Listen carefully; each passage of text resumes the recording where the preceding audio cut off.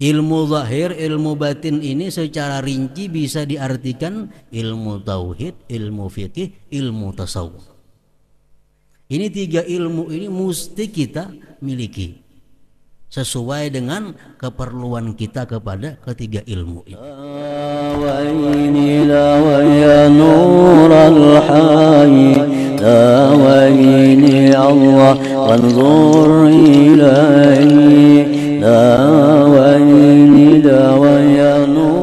Bismillahirrahmanirrahim. Alhamdulillahil jami' al-mutajalli fi alami qudsihil wasi'. Ashhadu an la ilaha illallah wahdahu la syarika lahun nafi'. Wa ashhadu anna sayyidana Muhammadan abduhu wa rasuluhun nurul lami'. Allahumma salli wa sallim wa barik ala an-nabiyyi asy-syafi' sayyidina wa maulana Muhammadin al-fajri as-sati' wa ala alihi wa sahbihi wa dhurriyyatihi al-anjumit tawali', amma ba'd. Yang kita hormati dan kita cintai para habaib, para alim ulama, para muhibbin, hadirin wal hadirat rahimakumullah. As-sabi' wa thamanun min asma'illahil husna al-jami' huwal muallifu bainal mutamathilati wal mutabayinati wal mutadaddat. Yang ke-87 daripada Asma'ul Husna ialah Al-Jami'. Al-Jami' itu huwal muallifu, dialah yang menyatukan, yang mengumpulkan antara sesuatu yang sama. Dia pula yang mengumpulkan antara sesuatu yang berlain-lainan. Bahkan dia pula yang bisa mengumpulkan sesuatu yang berlawan-lawanan. Ini adalah Al-Jami'. Al-Jami' artinya bahwa Allah itu adalah bisa mengumpulkan, bisa menyatukan sesuatu yang sama jenisnya, atau yang lain jenisnya, atau yang berlawan-lawanan. Amma jam'ullah al-mutamathilati maka jam'ihil khalqal kathir minal insi ala zahril ard maka hasyrihi iyahum bisa'idil qiyamah. Adapun contoh Allah subhanahu wa ta'ala yang namanya al-jami', yang maha mengumpulkan, dia mengumpulkan sesuatu yang sama sebagaimana dia kumpulkan makhluk yang banyak daripada manusia di permukaan bumi ini. Berkumpulnya manusia di suatu bumi itu adalah Allah subhanahu wa ta'ala yang mengumpulkan Al-Jami'. Kita berkumpul di tempat ini dari daerah yang jauh-jauh, dari Tanjung, dari Gerugut, dari mana, rantau, berkumpul di satu tempat. Itu adalah Al-Jami', Allah subhanahu wa ta'ala yang mengumpulkannya. Dan ini semua yang berkumpul adalah sama pada manusia. Dan lagi Allah subhanahu wa ta'ala yang namanya Al-Jami' ini, dia juga bisa mengumpulkan sesuatu yang berlain-lainan menjadi satu kesatuan. Dicontohkan di sini ka jam'ihi bainal azmi wal asabi wal irqi wal adalati wal mukhi wal basharati wad dam wa sa'il akhlaq fi badanil hayawan.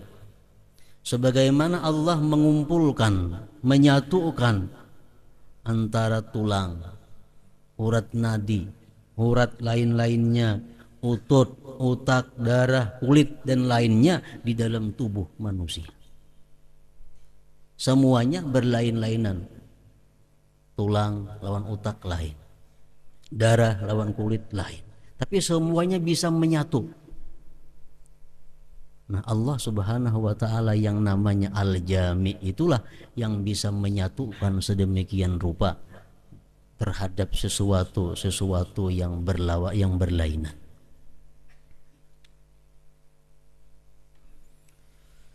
Para muhibbin rahimakumullah, di dalam Al-Qur'an firman Allah Subhanahu wa taala, A'udzu billahi minasy syaithanir rajim, wa idz qala Ibrahim rabbi arini kaifa tuhyil mauta.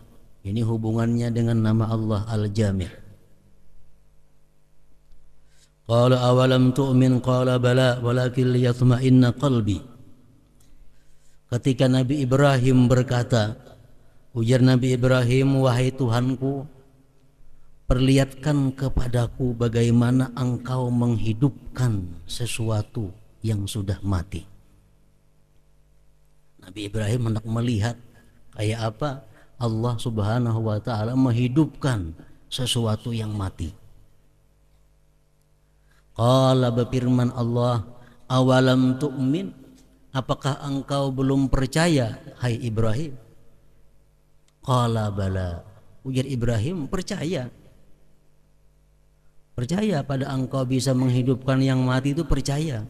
Tapi ulun hendak melihat kayak apa pian menghidupkan yang mati itu. Walakin liyatma'inna qalbi, agar tenang, agar tentram hatiku. Ini Nabi Ibrahim minta kepada Allah diperlihatkan kayak apa caranya Allah menghidupkan sesuatu yang sudah mati. Qala fakhudh arba'atan minat tayri fasurhunna ilaik thumma ij'al 'ala kulli jabalin minhunna juz'a thumma ud'uhunna ya'tinaka sa'ya.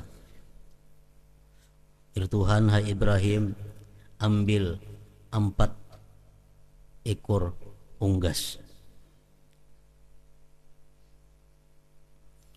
Ambil 4 ekor unggas. Menurut para ahli tafsir, unggas yang diambil Nabi Ibrahim itu adalah yang pertama burung merak, yang kedua burung gagak, yang ketiga burung nasar, yang keempat ayam jantan.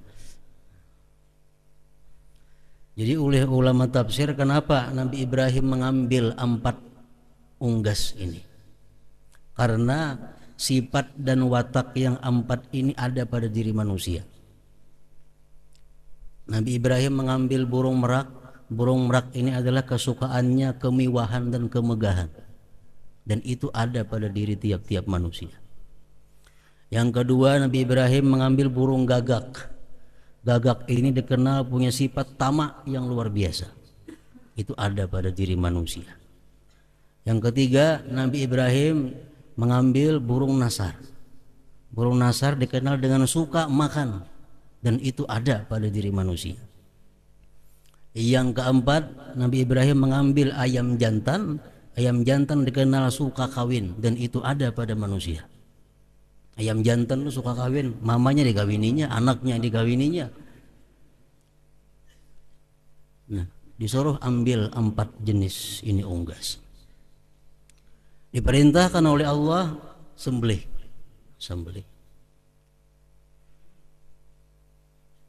Kemudian fasurhun, untung disembelih, kepalanya diambili, 4 ikung kepalanya. Kemudian ujar Tuhan fasurhun, cancang itu nang 4 tadi. Dicancang, diaduk nang 4 tadi jadi 1. Kada berupa lagi. 4 binatang ini dicancang, dikumpulkan, diputar-putar jadi 1, diaduk. Lalu Tuhan nang dicampur tadi, nang diaduk tadi, ulah 4 bagian. Sebagaimana asalnya 4, ulah 4 bagian, andak di pucuk gunung-gunung yang 4. Ibrahim melaksanakan tugas, andak sebagian di sini, sebagian 4 buncuk gunung. Ujar Tuhan, panggil dia. Nabi Ibrahim panggil, wahai gagak kemari, wahai burung nasar kemari, wahai ayam jantan ke sini, wahai burung merak ke sini. Nah, Lalu daging, tulang, bulu, darah tadi beterbangan masing-masing menuju kawannya. Ini Allah mengumpulkan sesuatu yang bercerai-berai. Namanya Al-Jami'. Nah, jadi masing-masing terabangan mencari kawannya, di mana pasangannya, di mana bulunya, di mana darahnya, di mana dagingnya. Akhirnya samuan terkumpul purna seperti semula. Tinggal belum kepala, karena kepalanya masih di tangan Nabi Ibrahim keempat-empatnya. Jadi burung tadi jadi kayak burung asal pulang. Begitu Tuhan panggil itu burung. Dipanggil oleh Nabi Ibrahim, burung gagak ke sini. Datang gagak ada kepala. Disorong kepala merak, ada maunya. Ada mau ambil. Akhirnya 4 burung ini kembali seperti semula. Nah, ini Allah Subhanahu wa taala menghidupkan sesuatu yang sudah dicancang-cancang, yang sudah mati. Nah, disitulah jelas bahwa Allah ini Al-Jami'. Allah bisa kembali mengumpulkan, menyatukan sesuatu yang sudah bercerai-berai. Sama halnya dalam kubur kita. Dalam kubur kita hancur. Begitu terjadi hari kiamat, ditiupkan sangkakala, kita akan dihimpunkan lagi oleh Allah Subhanahu wa taala seperti semula. Inilah nama Allah Al-Jami'. Nah, jadi Allah Subhanahu wa taala yang namanya Al-Jami' ini, dia mengumpulkan sesuatu yang sama, dia bisa mengumpulkan sesuatu yang berlain-lainan macam burung tadi. Bahkan dia bisa mengumpulkan sesuatu yang bertentangan, berlawanan. Panas lawan dingin itu berlawanan. Kering lawan basah berlawanan. Allah bisa mengumpulkan itu semua di dalam diri manusia atau diri hewan lainnya. Dalam awak kita nih, kita teliti, ada nang panas, ada nang dingin, ada nang basah, ada nang kering. Cari ya di awak. Japa ya katiak, panas kada, dingin kada, bebanyu kada, ada juga nang kering. Nah, Allah bisa mengumpulkan dalam tubuh manusia itu sesuatu yang berlawan-lawanan. Panas lawan dingin berlawanan, tapi ada keduanya dalam tubuh manusia. Nah, inilah Al-Jami'. Nama Allah Subhanahu wa taala yang dalam Asmaul Husna nomor 87. Para muhibbin rahimakumullah.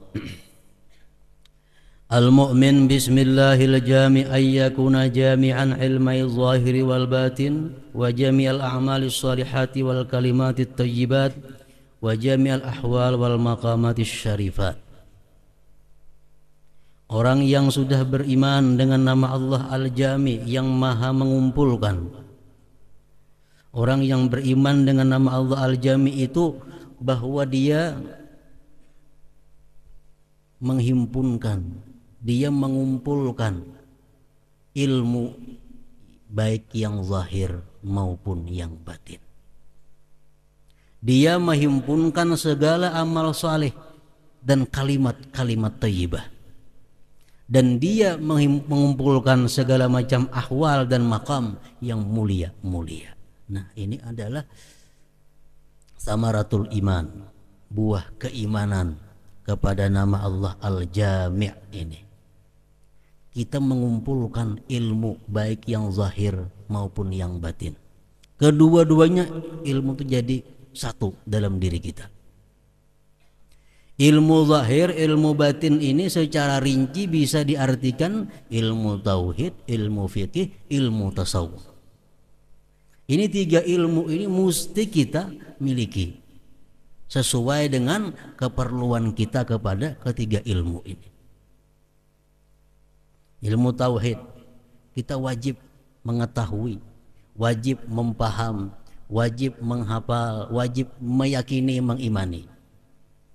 Nah, ilmu fikih kita wajib belajar, wajib mengetahui. Ilmu tasawuf demikian pula. Bila kita mampu ketiga ilmu ini kita satukan dalam diri kita, ini merupakan adalah samarah iman, buah iman kepada nama Allah Al-Jami'.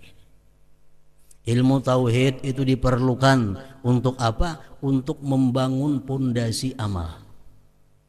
Untuk membangun pondasi ibadah itu ilmu tauhid. Orang kada bertauhid kada akan bisa membuat satu bangunan amal. Kenapa? Pondasinya kada ada. Nah, tauhid ini diperlukan untuk pondasi amal ibadah kita. Kayak apapun amal ibadah kita, baiknya, banyaknya, kalau kita kada bertauhid, kada akan bisa terjadi. Kada akan bisa terjadi satu amal.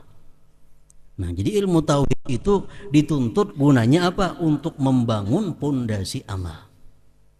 Ilmu tauhid ini keimanan. Makanya ujar Nabi, man sama Ramadhana imana, siapa puasa Ramadan hal keadaannya beriman. Mesti beriman dulu. Orang sembahyang mesti beriman dulu. Nah, iman ini tauhid hubungannya pondasi amal. Ilmu fikih gunanya apa? Untuk membangun kerangka amal. Ini ilmu fikih. Sedangkan ilmu tasawuf ini gunanya untuk memperhiasi amal. Apabila amal kita dibangun di atas pondasi yang kukuh dan diperhiasi dengan sebaik-baiknya, maka amal kita akan diterima oleh Allah Subhanahu wa taala dan mendapat ganjaran yang besar darinya. Nah, ini 3 macam ilmu pada boleh tidak mesti satu menyatu dalam diri kita. Kita kumpulkan ketiga-tiga ilmu itu. Ilmu tauhid, ilmu fikih, dan ilmu tasawuf. Yang kedua, sesudah kita mengumpulkan, menghimpunkan ilmu yang 3 tadi, kita kumpulkan, kita himpunkan amal-amal yang saleh dan kalimat-kalimat thayyibah. Kita jangan hanya terfokus menghimati satu amal saleh, tapi hendaknya berbagai macam amal saleh kita kumpulkan, kita laksanakan. Karena masing-masing satu amal saleh mempunyai kelebihan, keistimewaan di sisi Allah Subhanahu wa taala. Dalam kitab Sahih Muslim disebutkan kisah di mana Rasulullah SAW duduk dengan beberapa orang sahabatnya. Rasulullah berkata kepada beberapa orang sahabatnya ini, man asbaha minkum al-yawma sha'ima. Jadi Nabi, wahai sahabat-sahabatku, hari ini siapa yang puasa? Adakah yang puasa hari ini? Faqala Abu Bakrin, ujar Abu Bakar, ana ya Rasulullah, ulun hari ini puasa. Qala, bersabda lagi Rasulullah, faman tabi'a minkumul janazah al-yawma. Siapa ya Nabi yang hari ini ada, siapa yang ada hari ini umpat mengantar jenazah ke kuburan? Siapa di antara kalian hari ini yang ada umpat mengantar jenazah ke kuburan? Faqala Abu Bakar, ana ya Rasulullah, ulun tadi umpat wahai Rasulullah mengantar jenazah ke kuburan. Faqala, berkata lagi Rasulullah sallallahu alaihi wasallam, paman at'ama minkumul yawma miskina. Jadi Nabi, siapa di antara kalian yang hari ini ada memberi makan orang miskin? Faqala Abu Bakar, ana ya Rasulullah, ulun tadi memberi makan orang miskin hai Rasulullah. Rasulullah bersabda lagi, faman ada minkum al-yawma marida. Siapa di antara kalian yang hari ini ada menjenguk orang garing? Siapa ada di antara kalian yang hari ini membisuk orang yang sakit? Faqala Abu Bakar, ana ya Rasulullah, ulun tadi hari ini ada mengilangi orang garing. Nah, jadi Abu Bakar ini pada hari itu beliau mengumpulkan berbagai macam amal saleh. Puasa iya, mengantarkan jenazah iya, memberi makan orang miskin ada, mengilangi orang garing ada. Faqala Rasulullah sallallahu alaihi wasallam, majtama'na bimri'in illa dakhalal jannah. Tidak terhimpun itu amal-amal saleh seperti tadi dalam diri seseorang, melainkan dia ahli surga. Melainkan dia adalah ahli surga. Nah, jadi artinya segala macam bentuk amal saleh yang ada di hadapan kita itu mesti kita kumpulkan. Segala macam peluang yang ada bagi kita untuk beramal saleh itu kita ambil agar kita bisa mengumpulkan amal saleh sebanyak-banyaknya. Nah, ini keimanan kepada al-jami' tadi. Bapak, misalnya kita sudah puasa hari ini, kita puasa hari ini. Ada orang mati, aku puasa hari ini. Ada orang garing, kita bilang orang garing, nah bah kada aku puasa hari ini. Nah, sabutingannya kamu puasa itu bang diandalkan. Mestinya dikumpulkan segala amal saleh. Macam Abu Bakar Siddiq radhiyallahu anhu. Dan pula dia di samping mengumpulkan amal-amal saleh, dia mengumpulkan kalimatut thayyibah dalam sehari semalam ini. Dia kumpulkan kalimat thayyibah. Dia bukan hanya membaca zikir la ilaha illallah, tapi dia juga bersalawat kepada Nabi, dia juga bertasbih, dia juga beristighfar, dia juga mengucap la haula wala quwata illa billah, dia juga mengucap hasbunallah wa ni'mal wakil. Sehari semalam macam-macam kalimat thayyibah dikumpulkannya. Namun kita umpamanya saban hari membaca ratibul atas, kita baca saban hari, semua bilang kalimat thayyibah sudah terkumpul, kita baca. Hasbunallah wa ni'mal wakil ada, la haula wala quwata illa billah ada, astagfirullahaladzim ada. Nah, samuan kalimat thayyibah itu adalah mempunyai keistimewaan di sisi Allah Subhanahu wa taala. Dalam surga itu ada pintu. Pintu ini khusus untuk orang yang mengucap la haula wala quwata illa billah. Orang yang kadang mengucap la haula walaupun amalnya banyak, walaupun dia mati ke surga, kadang masuk lewat pintu itu. Dalam surga ada pintu khusus untuk orang yang mengucap hasbunallah. Kalau dalam dunia kita kadang mengucap hasbunallah, kita kadang akan bisa lewat pintu itu, walaupun kita ahli surga, walaupun kita banyak punya amal ibadah lain. Nah, jadi setiap amal ibadah yang berupa kalimat thayyibah, berupa bacaan-bacaan ini, samuan kita kumpulkan supaya jangan luput.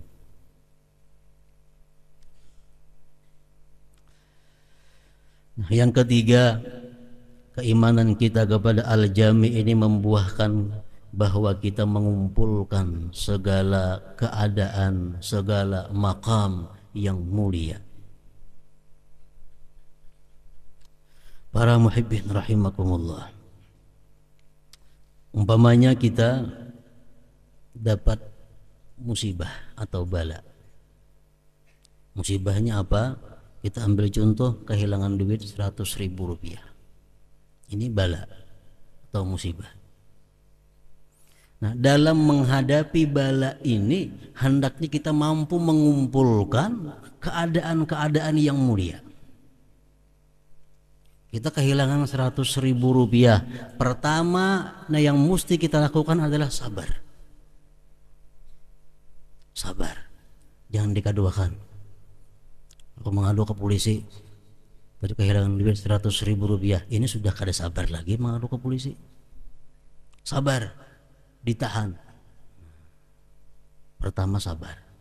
Yang kedua, kita ambil lagi syukur. Kenapa syukur? Syukur bahwa yang hilang itu duit 100.000, bukan imanku yang hilang. Bukan iman. Jika iman hilang mau apa?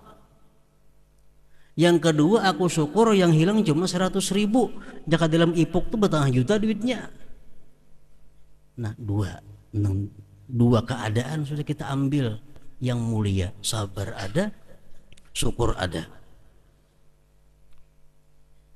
Yang ketiga, ridha. Kita ridha. Kita kadang keluh kasah, kita kadang sangkal, kita kadang memprotes kepada Allah. Kenapa hilang 100.000? Kita terima dengan lapang dada. 3 sudah kita ambil. Yang keempat, di situ mungkin kita perlu ada takut. Kenapa takut? Nah, sekarang aku kehilangan duit 100.000. Aku ini takut. Jangan-jangan ini adalah hukuman Allah kepadaku. Jangan-jangan ini hukuman yang menimpa aku. Ada takutnya. Kemudian lagi di situ bisa diambil raja, mengharap rahmat Allah. Tadi aku hilang duit 100.000, aku berharap mudahan dapat pahala dan digantikan oleh Allah Subhanahu wa taala. Nah, jadi dalam satu masalah musibah kita dapat menghimpunkan beberapa macam keadaan-keadaan atau makam-makam yang mulia. Nah, ini buah iman kepada Al-Jami. Dapat nikmat, dapat duit hari ini, nikmat dari Allah 100.000 rupiah. Nah, di sini banyak yang bisa kita ambil, kita kumpulkan. Pertama, syukur. Oh, syukur kepada Allah. Ingat benar pemberian Allah 100.000. Yang kedua, diperlukan sabar. 100.000 ini kita mesti sabar. Sabar jangan sampai duit 100.000 ini digunakan satu kepada maksiat. Kita tahan. Ada tapi hendak nukar itu manfaatnya ada kada? Manfaatnya ada, tahan. Nah, sabar kita ambil. Yang ketiga, ridha, dapat 100.000. Walaupun orang lain dapat 1 juta, orang dapat 100.000, ridha. Khauf di situ ada, raja ada. Nah, jadi semuaan yang terjadi pada diri kita, baik itu bala maupun nikmah, itu hendaknya kita mengumpul keadaan-keadaan atau makam-makam yang mulia sebanyak-banyaknya agar kita merasakan buah daripada keimanan kepada nama Allah Al-Jami' ini. Coba bayangkan berapa pahala yang kita dapat. Kalau kita dapat bala, musibah, kehilangan 100.000, sabar, sebuting pahala. Syukur, pahala lagi. Ridha, berpahala lagi. Khauf, takut kepada Allah, berpahala lagi. Mengharap, berpahala pulang. Nang hilang 100.000, 5-6 macam pahalanya. Asalkan kita mampu kawa mengumpulkan keadaan-keadaan yang mulia itu menghadapi satu musibah tadi. Para muhibbin rahimakumullah, kemudian yang ke-88 dan ke-89, Asmaul Husna adalah Al-Ghaniyul Mughni. Hadratin Nabi sallallahu alaihi wasallam. Al-Fatihah. Iyyaka na'budu wa iyyaka nasta'in. Shiratal mustaqim. Shiratal ladzina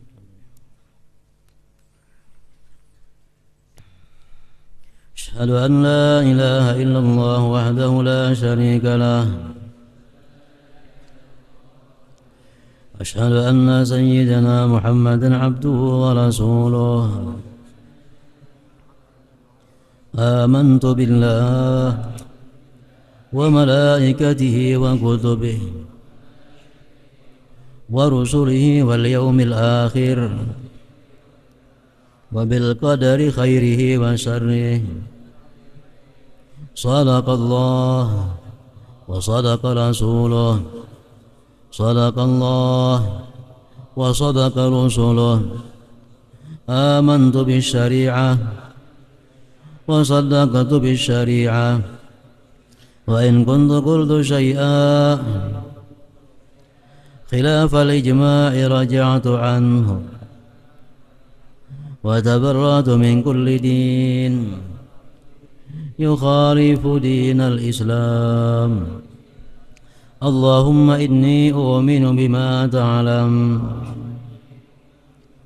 أنه الحق عندك وأبرأ إليك مما تعلم أنه الباطل عندك فخذ مني جملا ولا تطالبني بالتفصيل أستغفر الله العظيم وأتوب إليه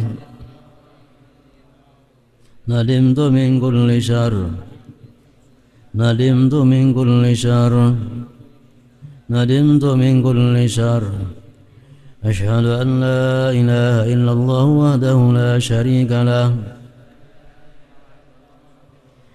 أشهد أن سيدنا محمدا عبده ورسوله وأن عيسى عبد الله ورسوله وابن أمته وكلمته ألقاها إلى مريم وروح منه وأن الجنة حق والنار حقا، وأن كل ما أقبل به رسول الله صلى الله عليه وسلم حقا، وأن الساعة آتية لا ريب فيها، وأن الله يبعث من في القبور. أشهد أن لا إله إلا الله وحده لا شريك له. أشهد أن سيدنا محمدا عبده ورسوله. لا إله إلا الله أفني بها عمري. لا إله إلا الله أدخل بها قبري. لا إله إلا الله أخلو بها وحدي. لا إله إلا الله ألقى بها ربي. لا إله إلا الله قبل كل شيء. لا إله إلا الله بعد كل شيء. لا إله إلا الله يبقى ربنا ويفنى كل شيء. لا إله إلا الله أستغفر الله. لا إله إلا الله أستغفر الله. لا إله إلا الله أستغفر الله. لا إله إلا الله وأتوب إلى الله. لا إله إلا الله محمد رسول الله صلى الله عليه وسلم. فيا أيها الرجل منه شفاعة صلوا عليه وسلموا تسليما. وسلم وبارك عليه وعلى آله.